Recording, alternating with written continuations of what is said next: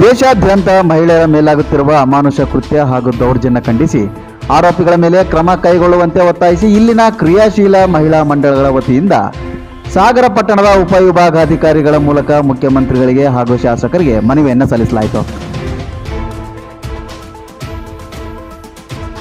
ಈ ಸಂದರ್ಭದಲ್ಲಿ ಸ್ನೇಹ ಸಾಗರ ಮಹಿಳಾ ಮಂಡಳಿ ಅಧ್ಯಕ್ಷೆ ಚೂಡಾಮಣಿ ರಾಮಚಂದ್ರ ಮಾತನಾಡಿ, ಇತ್ತೀಚಿನ ದಿನಗಳಲ್ಲಿ ಮಹಿಳೆಯರ ಮೇಲೆ ಮತ್ತು ಮಕ್ಕಳ ಮೇಲೆ ಅಮಾನುಷ ಕೃತ್ಯ ನಡೆಯುತ್ತಿದೆ.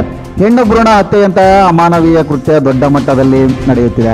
ದೀರ್ಘಕಾಲ ಭ್ರೂಣವನ್ನು ಹೊತ್ತು ಸಲಹಿದ ಭವಿಷ್ಯದ ಮಗುವನ್ನ ಗರ್ಭದಲ್ಲಿ ಹತ್ಯೆ ಮಾಡುವುದು ಅತ್ಯಂತ ಅಮಾನವೀಯ. ಹಾಗಾದರೆ ಸಮಾಜದಲ್ಲಿ ಹೆಣ್ಣು ಮಗು ಬೇಡವೇ? ಯಾವುದೇ ಕಾರಣಕ್ಕೂ ಹೆಣ್ಣು ಭ್ರೂಣ ಹತ್ಯೆ ಮಾಡುವುದು ಅತ್ಯಂತ ಘೋರ ಅಪರಾಧ. ಸರ್ಕಾರ ಸೂಕ್ತ ಕಾನೂನು ಕ್ರಮ ಕೈಗೊಂಡು ಆರೋಪಿಗಳನ್ನು ಬಂಧಿಸಿ ಕಠಿಣ ಶಿಕ್ಷೆ ವಿಧಿಸಬೇಕು ಹಾಗೂ ಇನ್ನು ಮುಂದೆ ಇಂತಹ ಕೃತ್ಯ ನಡೆಯದಂತೆ ಸರ್ಕಾರ ಸೂಕ್ತ ಮುಂಜಾಗ್ರತಾ ಕ್ರಮ ಕೈಗೊಳ್ಳಬೇಕು. ಸಮಾಜದಲ್ಲಿ ಮಹಿಳೆಯರಿಗೆ ರಕ್ಷಣೆ ಸಿಗಬೇಕು ಎಂದು ಒತ್ತಾಯಿಸಿದ್ದಾರೆ. ಒಂದು ಮಹಿಳೆ ಅಂತಂದ್ರೆ ಸಮಾಜದ ಜನಕ್ಕೆ ಏನಾಗಿದೆ, ಅವಳು ಯಾವ ಬೇಕಾದ ರೀತಿಯಲ್ಲಿ ಉಪಯೋಗಿಸ್ಕೋಬಹುದು, ತೊಂದರೆ ಕೊಡ್ಬೋದು.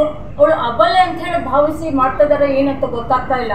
ಅದೇ ಅವ್ರು ತಮ್ಮ ಸಿಟ್ಟನ್ನ ಈ ಸಮಾಜದಲ್ಲಿ ಪುರುಷ ಮಹಿಳೆ ಇದೆಲ್ಲ, ಪುರುಷರು ತಮ್ಮಗಾಗುವಂತಹ ತೊಂದರೆಗಳನ್ನ ಪುರುಷರ ಮೇಲೆ ಸೇಡ್ ತೀರ್ಸ್ಕೋಬಹುದಲ್ಲ. ಅವಳಿಗೆ ಮಹಿಳೆನೇ ಯಾಕೆ ಹಿಡಿತಾರೆ ಅವರು? ಈಗ ಹೇಳ್ದಂಗೆ ಚಿಕ್ಕ ಮಗುವಿಂದ ಮುದುಕಿ ಆಗೋವರೆಗೂ ಅವಳಿಗೆ ತೊಂದರೆನೇ.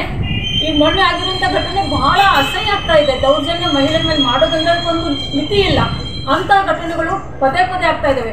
ಮೊನ್ನೆ ಬರೀ ಬೆಳಗಾವಿ ಜಿಲ್ಲೆ ಒಂಟಮೂಡಿ ಅಂತಲ್ಲ, ನಿನ್ನೆನೂ ನೋಡಿ ಹಾವೇರಿಯಲ್ಲಿ ಹಳ್ಳಿಯಲ್ಲಿ ಆಗಿದೆ ಅಂತ ಹೇಳ್ಬಿಟ್ಟು.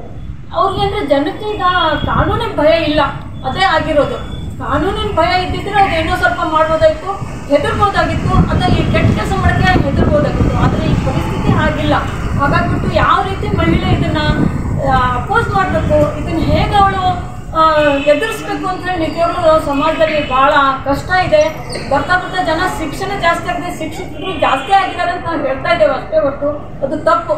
ಅವರು ಕಲಿತಾ ಇದ್ದಾರೆ, ವಿದ್ಯಾಭ್ಯಾಸ ತಗೊಳ್ತಾ ಇರ್ಬೋದು, ಆದರೆ ವಿಚಾರವಂತಿಕೆ ಅವರಲ್ಲಿರುವಂಥ ಮನೋಭಾವನೆ ಯಾವುದರಲ್ಲೂ ಕಡಿಮೆ ಇಲ್ಲ. ಅದು ಇನ್ನೂ ಹೆಚ್ಚು ಮೃಗೀಯ ಭಾವನೆ ಕಡೆಗೆ ಜಾಸ್ತಿ ಹೋಗ್ತಾ ಇದೆ ಅಂತ ಹೇಳಿ ಅನಿಸ್ತಾ ಇದೆ ಈ ಘಟನೆಗಳನ್ನು. ರವಿಚಂದ್ರ, ಈ ಸಮಯ ಕನ್ನಡ ನ್ಯೂಸ್, ಶಿವಮೊಗ್ಗ.